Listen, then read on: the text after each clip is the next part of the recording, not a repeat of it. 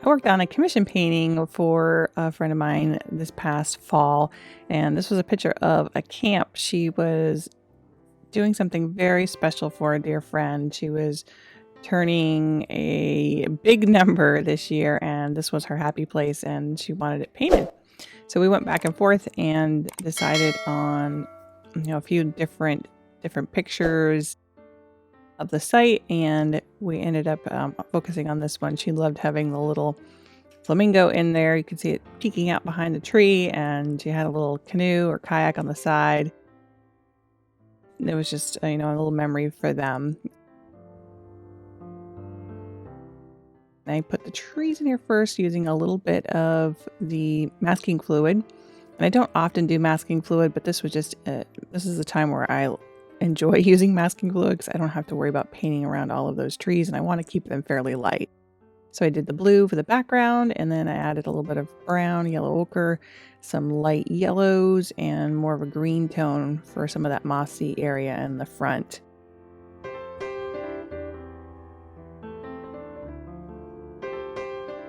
Sometimes it's really hard to determine the actual colors of some of the homes because, as you know, when you take pictures, the lighting can be a little bit different.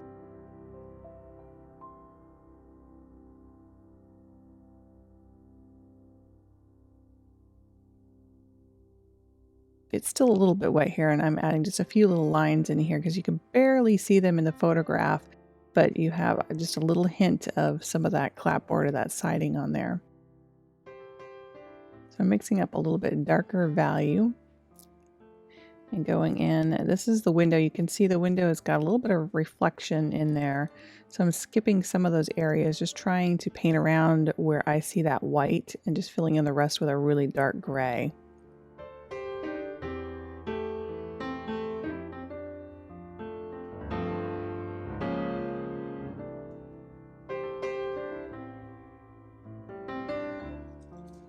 And then we have another window kind of peeking in between the trees here.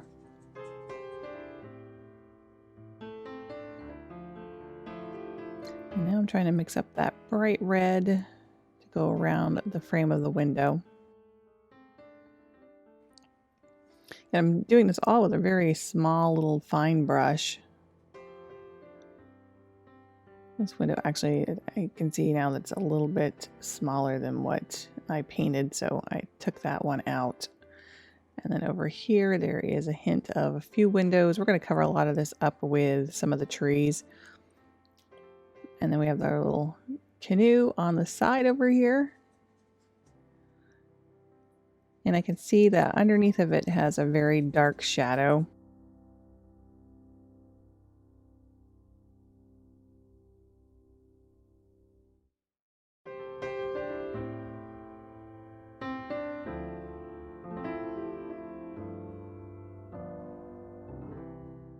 All right, so I'm lifting out some of that color because, again, I have a little bit of a highlight in there. And this is when it's, you're like, what is that thing behind there? And it just gives you the illusion of what it is because, it's a canoe or kayak if you're, you're thinking, oh, it's a camp. That's got to be what that is. But if you're painting it, you're just looking at the lights and the darks and really the colors. And all of a sudden, it looks like a canoe from a distance. So down in the front here, I'm going to pop in that little guy. I don't actually have a really bright pink. So he's a little red. I'm going to add a little bit of gouache to it to see if I can get him to be a little brighter pink.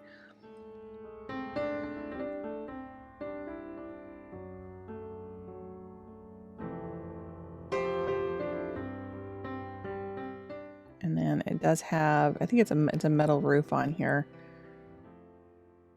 So again, you don't see a lot of the details, but just a little bit of an illusion of it. So I tapped a little bit extra out. It's actually quite light up there. And then in the front, I'm going to go a little bit darker now.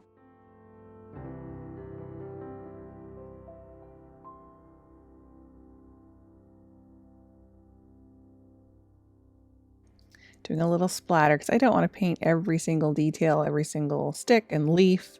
You just want to have just those colors, the illusion of color. So if you really squint at the painting or the picture from afar, You're just looking for those color blocks. And again, just taking a tissue, if you feel like you get too much down there, just tap a little bit extra out. So again, I see some dark gray values in here.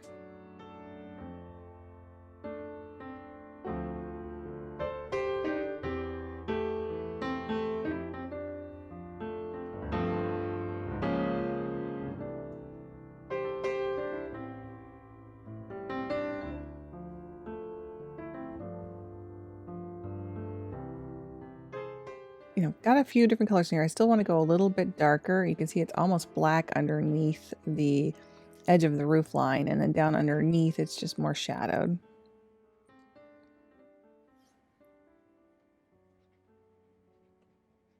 And popping in a little bit of black around here. That's really dark on this side.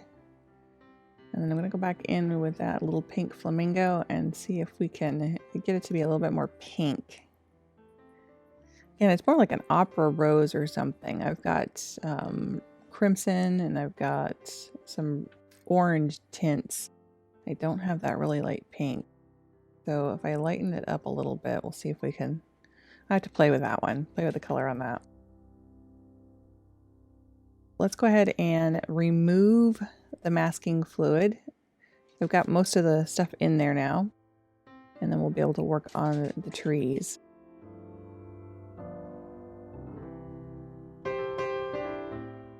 Right, we are painting in the tree again, a little bit of gray, and I'm just making some little side marks. Again, just adding in a little bit of the color, going a little bit darker on the side. You can see where it's more shadowed down near the bottom, and to the right side when the light looks like it's coming from the left hand side. So I'm going to go a little bit darker on this edge.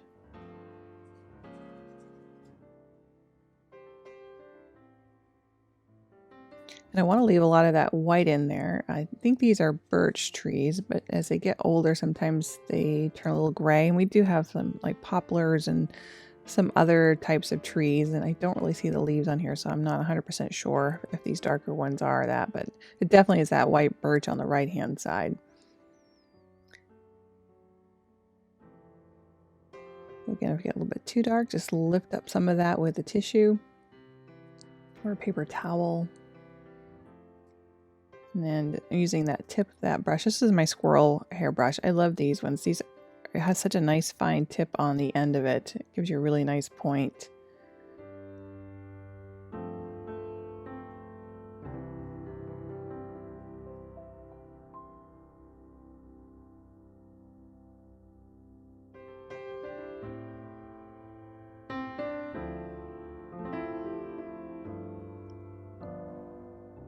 So again, a few more shadows in here. I'm starting to get the real darker values, and this is just how I paint.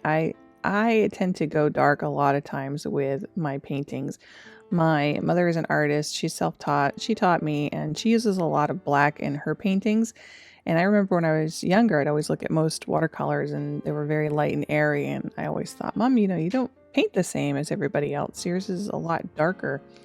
And that's what she liked. She really liked to get those dark shadows in there and those darker values. And I've obviously picked up that from her, because I feel like the painting's not quite done enough if I don't have those darker values.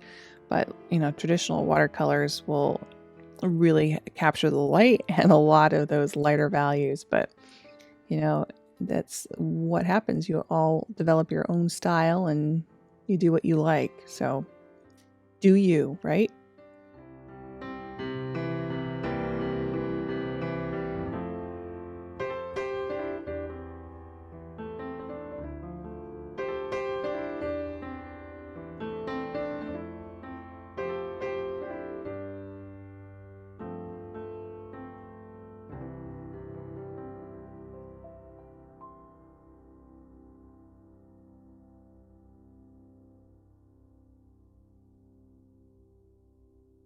So this is the big one all the way to the right that I cut off a little bit, because we're doing a 5x7 and I don't have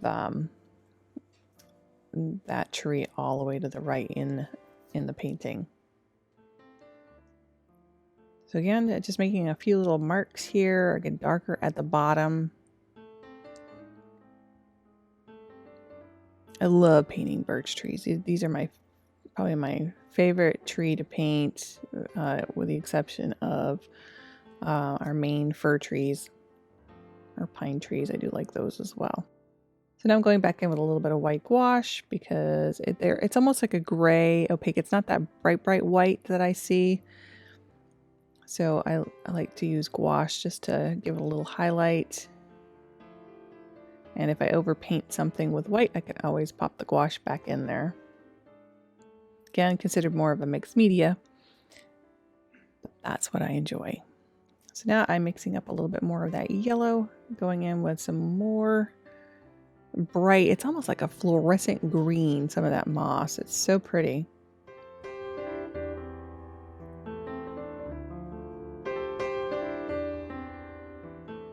It's really important that I don't overdo that area, so I start with the lighter colors first, because you can tend to go a little too heavy, too dark, and you lose all of that light.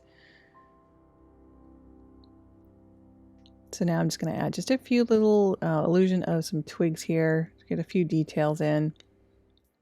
And I'm bouncing back and forth with my greens.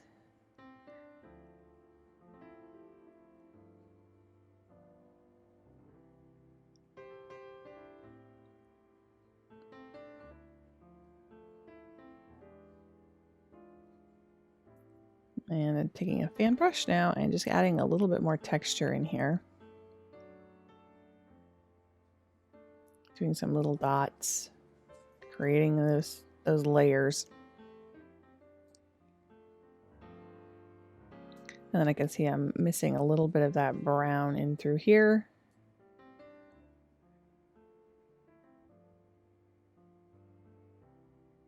And I decided to switch to my toothbrush so I can add just a little bit more of the darker value.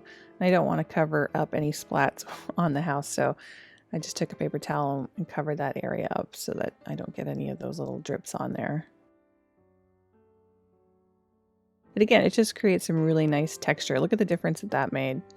So there you go. I'm finished. I peeled off the tape and I have a little mat. There's the photograph that I was looking at on my iPad, so you can see what I was working with. Fits in there perfectly because I measured that all out, and I've got my mat, and I'm going to go ahead and frame it and sign it here on the bottom. Hope you guys enjoyed it. Make sure to click the like and the share button, and we'll see you guys next time. Bye-bye.